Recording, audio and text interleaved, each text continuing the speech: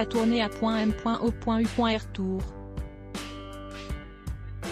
Samedi 14 décembre 2024, Calogero était en concert à Amiens lors duquel il a repris ses plus grands tubes mais aussi de découvrir les titres de son dernier album X.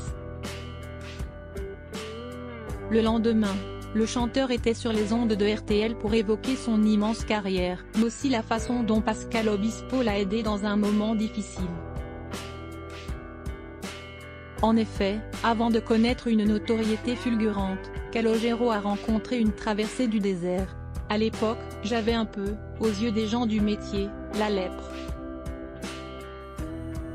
Pascal Obispo a dit: moi je le connais ce gars-là. Je l'ai connu dans les années 90, il n'était pas signé, en collaboration avec une maison de disques notes de la rédaction. Il est plus vieux que moi mais moi j'étais déjà connu et lui ne l'était pas, se souvient le chanteur face à Éric Jean-Jean.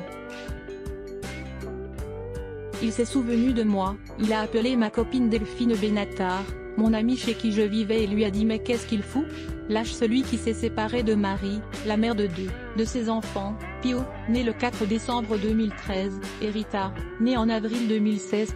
Une confidence qui pousse l'animateur à lui poser une question cruciale: mais t'étais un peu en galère à ce moment-là? Ce à quoi Calogero va répondre: mais complètement en galère et je n'avais plus un sou. Pascal a dit: moi je suis sûr, si on lui redonne confiance. Delphine organise un rendez-vous.